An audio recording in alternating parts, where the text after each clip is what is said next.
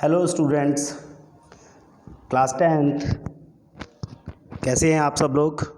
आशा करता हूँ बहुत बढ़िया होंगे और इस समय अपनी पढ़ाई भी लगातार कर रहे होंगे। आप लोगों का इस साल बोर्ड है और बढ़िया तरीके से कार्य करते रहिए, पढ़ते रहिए, लगातार जुड़े रहिए, वीडियोस भी देखते रहिए।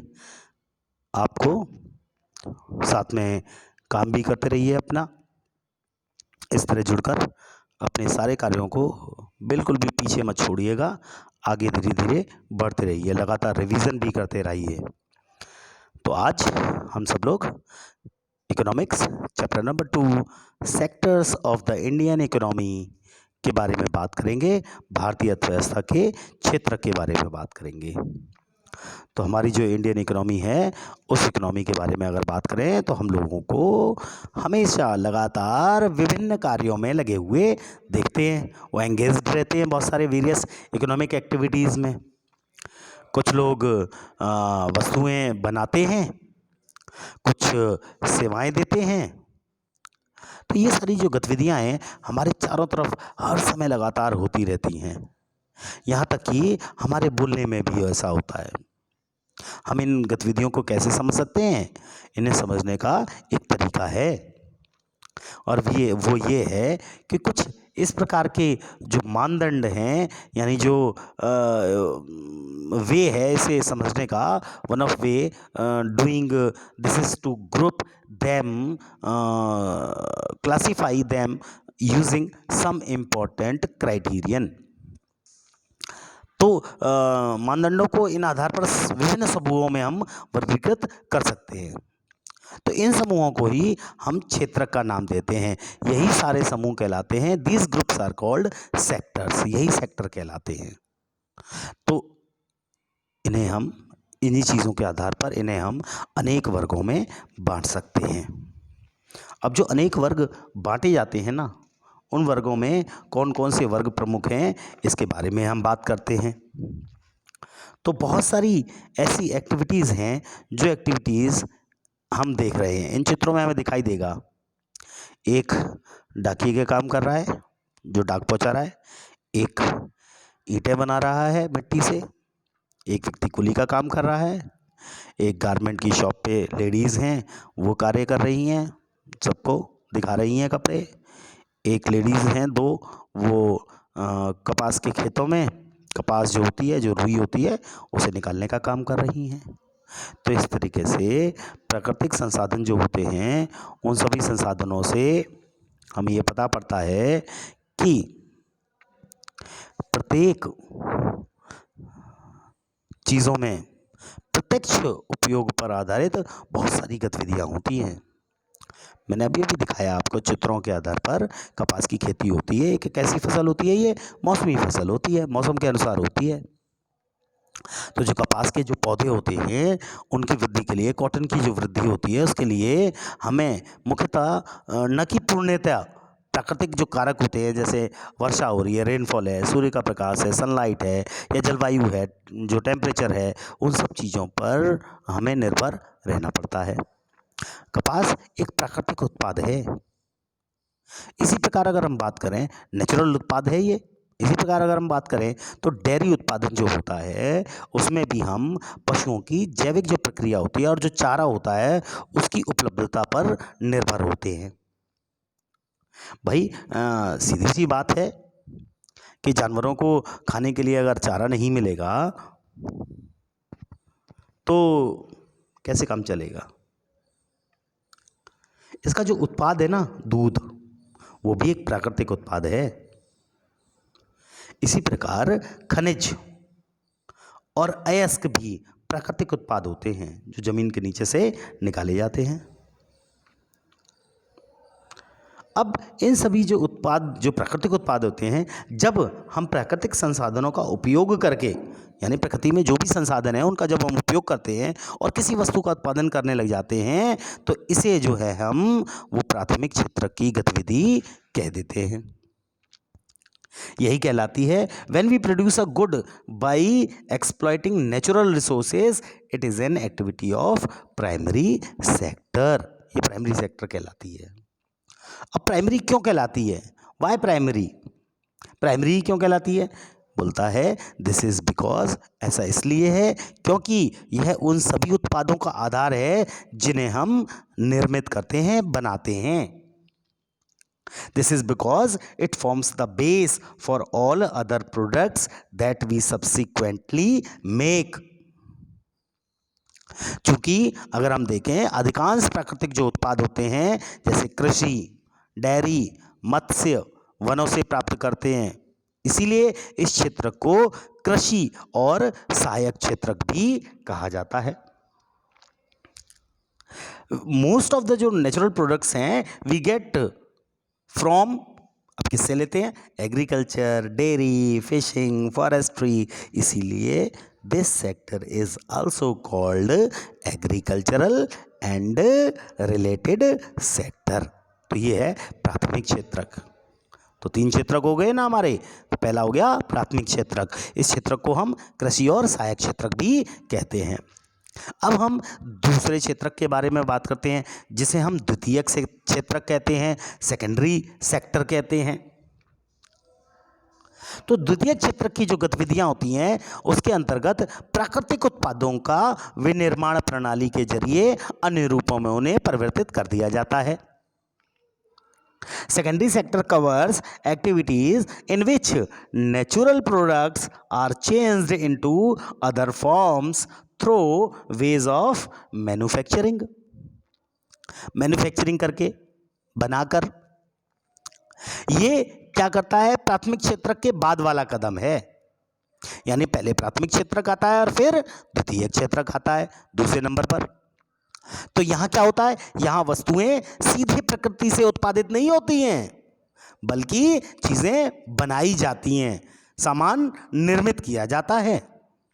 इसीलिए इसे विनिर्माण की प्रक्रिया अपरिहार्य कहलाई जाती है, जरूरी। यह प्रक्रिया किसी कारखाना, किसी कार्यशाला या घर में भी हो सकती है। जैसे कपास के पौधे से प्राप्त रेशे का उपयोग हम करके सूत काटते हैं और कपड़ा बुनते हैं, उसी प्रकार से गन्ने को कच्चे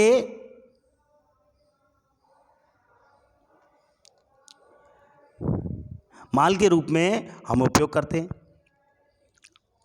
गन्ने से रस निकाला जाता है, रस को गर्म किया जाता है, उस रस से ही चीनी और गुड़ तैयार करते हैं।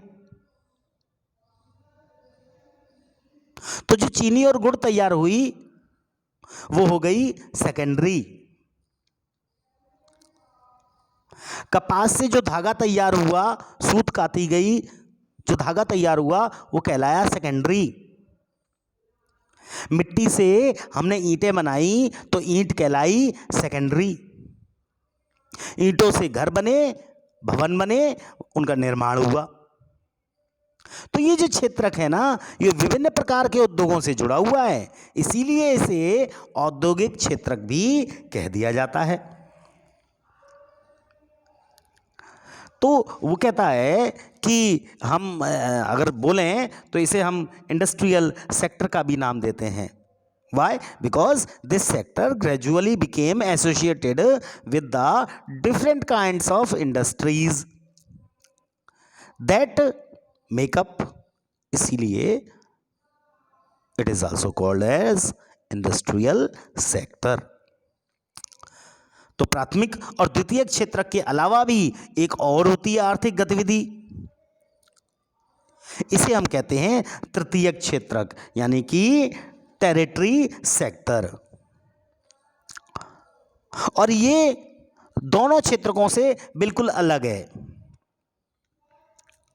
तो ये जो एक्टिविटीज है ना, these are the activities that help in the development of the primary and secondary sectors. वो गतिविधियां जो प्राथमिक और द्वितीयक क्षेत्रक के विकास में सहायता करती हैं, मदद करती हैं, ये गतिविधियां स्वतः वस्तुओं का उत्पादन नहीं करती, पर उत्पादन की जो प्रक्रिया होती है ना, उसमें सहयोग करती हैं, मदद करती हैं।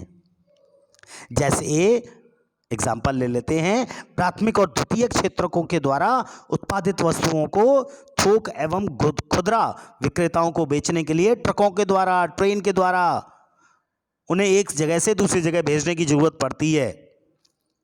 हमने सामान बनाया, चीनी बना ली गन्ने से, अब चीनी को भेजोगे ना थोक विक्रेता के पास, खुदरा विक्रेता के पास बेचने के लिए, तो किससे जाएगी? ट्रकों से जाएगी, ट्रेनों से जाएगी और किसी सामान के द्वारा जाएगी, तो एक स्थान से दूसरे स्थान जाएगी। तो कभी कभी वस्तुओं को गोदामों में भंडार भी करते हैं, उसको इकट्ठा भी कर लेते हैं, आवश्यकता पड़ती है इस चीज़ की। हमें उत्पादन और व्यापार में फ़ायदे के लिए, सहूलियत के लिए हमारे पास अब मोबाइल फ़ोन की सुविधा हो गई है। इससे पहले टेलीफोन की सुविधा हुआ करती थी, तो हम क्या करते थे? टेलीफोन पर दूसरों से बात करते थे, वार्तालाप करते थे या संवाद करते थे, या बैंकों से कर्ज लेने की भी कभी कभी आवश्यकता महसूस होती थी, तो वो भी बात होती थी। तो इस तरीके से हम अगर बात करें कि goods that are produced in the primary or secondary sector would need to be transported by trucks or trains and then sold in wholesale and retail shops.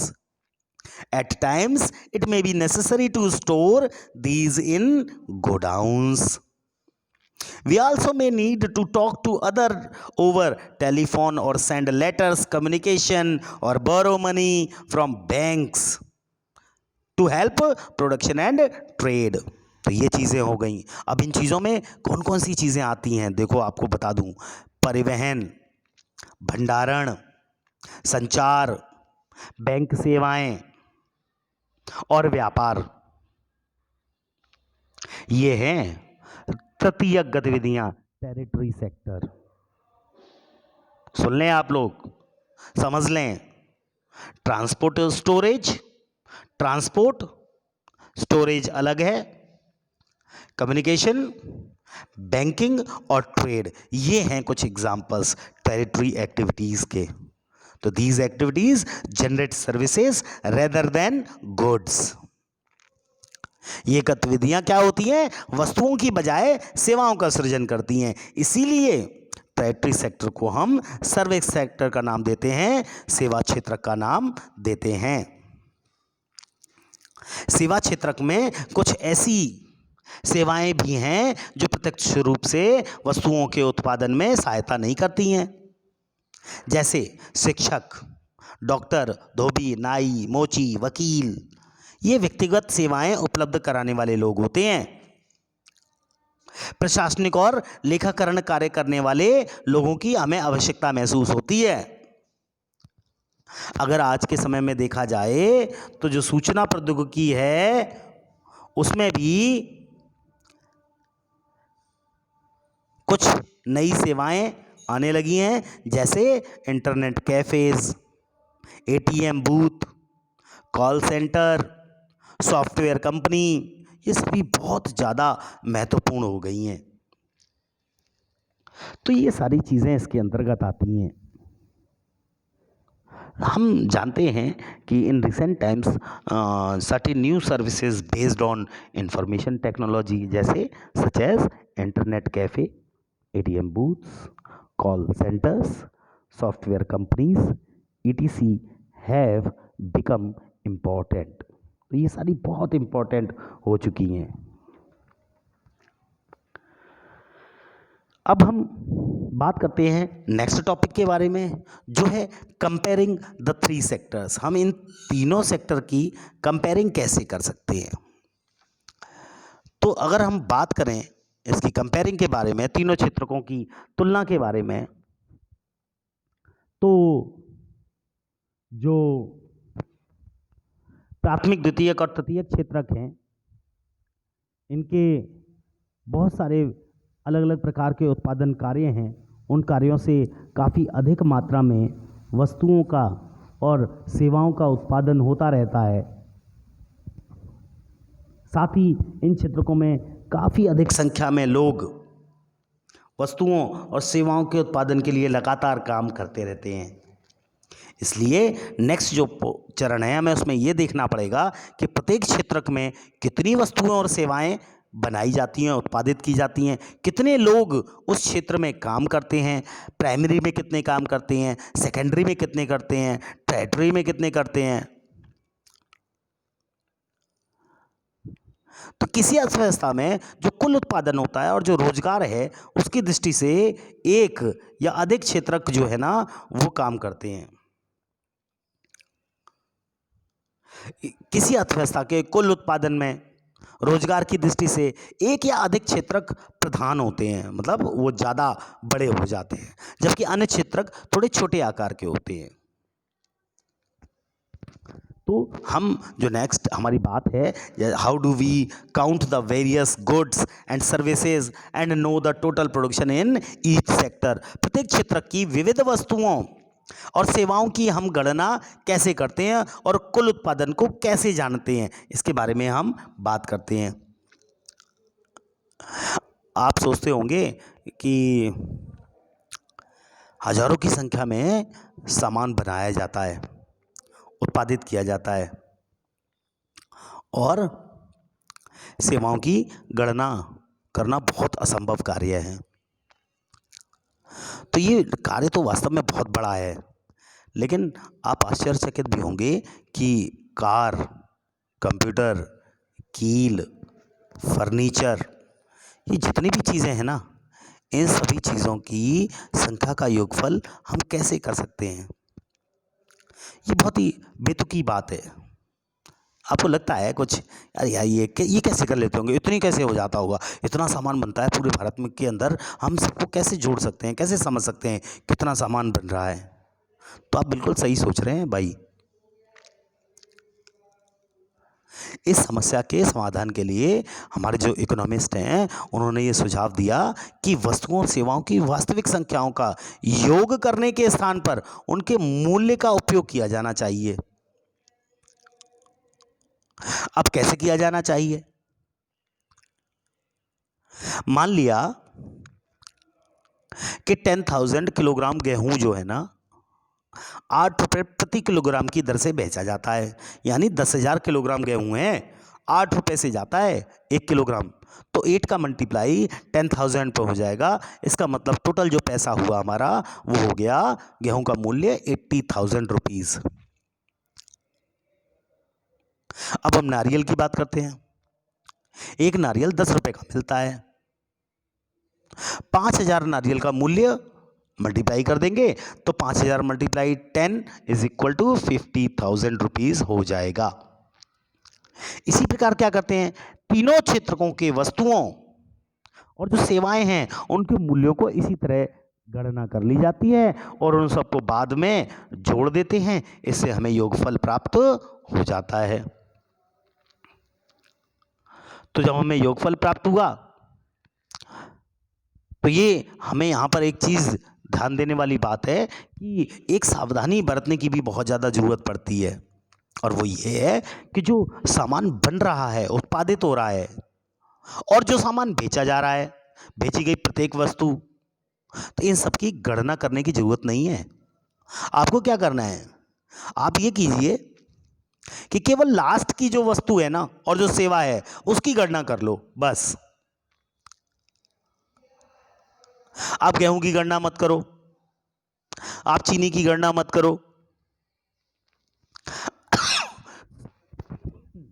और आप और चीजों की गणना मत करो। एक किसान किसी आटा मिल को 8 रुपये प्रति किलोग्राम की दर से गेहूं बेचता है।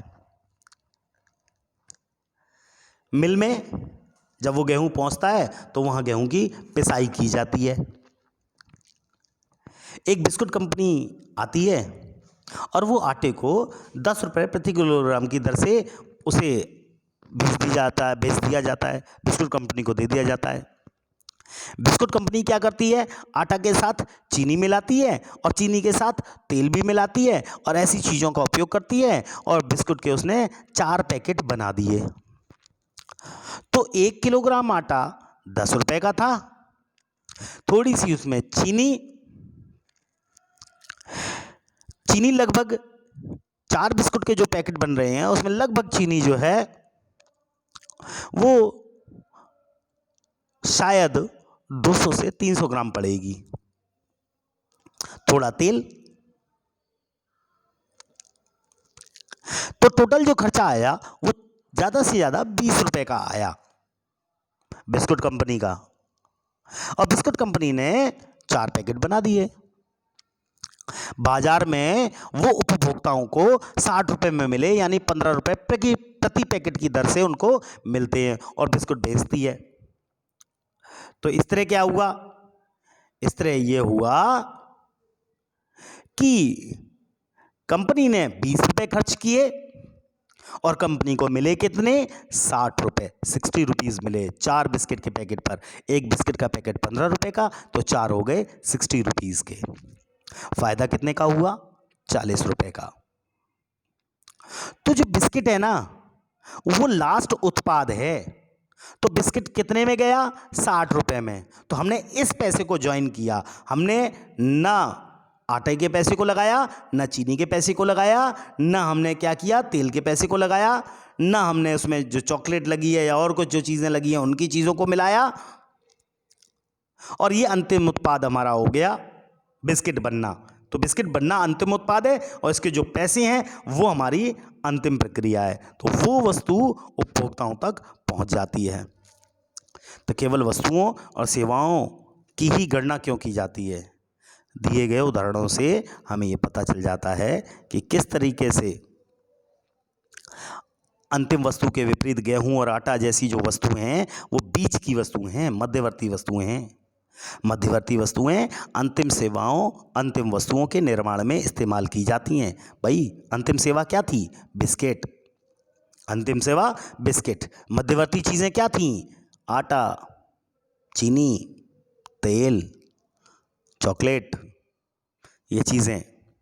तो अंतिम वस्तुओं के मूल्य में मध्यवर्ती वस्तुओं का मूल्य पहले से ही शामिल होता है।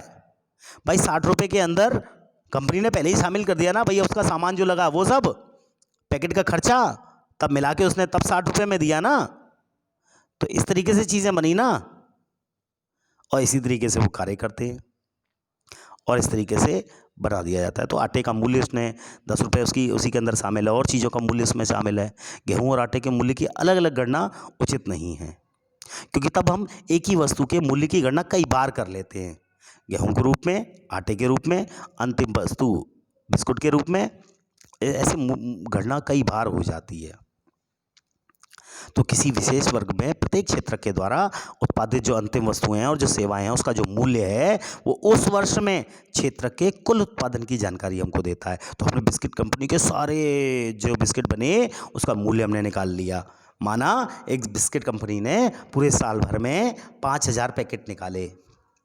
एक पैकेट में 100 बिस्किट थे, तो 5000 मल्टीप्लाई 100, 50,000, और 50,000 मल्टीप्लाई एक बिस्किट का पैकेट 15 रुपए का, इट मीन्स 50,000 मल्टीप्लाई 15, तो हो गया 7,50,000 रुपए। तो ये हो गया लास्ट। तो कुल उत्पादन ये है उस कंपनी का। तो इस तरीके से तीनों क्षेत्रों के उत्पादन के योगफल को देश का हम सकल घरेलू उत्पाद, इसी को हम ग्रॉस, है ना, नेशनल प्रोडक्ट का नाम दे देते हैं। तो ये है gross domestic product, GDP. It is the value of all final goods and services produced with in a country during a particular year. GDP shows how big the economy is. हमको ये पता चलता है कि इकोनॉमी हमारी कितनी बड़ी है। भारत में जो सकल घरेलू उत्पाद है उसका मापन जैसा कठिन कार्य केंद्र सरकार के मंत्रालय के द्वारा किया जाता है। ये मंत्रालय राज्यों और केंद्र शासित जो क्षेत्र हैं उनके विभिन्न सरकारी विभागों की सहायता से सरकारी और जो सहकारी जो सहायता से वस्तुओं और सेवाओं की जो कुल संख्या है और जो उसके मूल्य हैं उससे संबंधित सूचनाएं हमें एकत्र करके बताता है, और तब हमारी जीडीपी निकलकर तैयार होती है, जिसे हम कहते हैं जीडीपी, ग्रॉस डोमेस्टिक प्रोडक्ट। तो आज के लिए बस इतना ही। आशा करता हूँ आपको बहुत अच्छी तरह समझ में आया होगा। अगर कुछ समझ में नहीं आता तो एक बार किताब खोल के पढ़ के देखिएगा, बुक में देखिएगा, उसके बाद दोबारा फिर एक दो बार वीडियो देखिए तो आपको आसानी से सारी बातें समझ में आ जाएंगी। Thank you very much.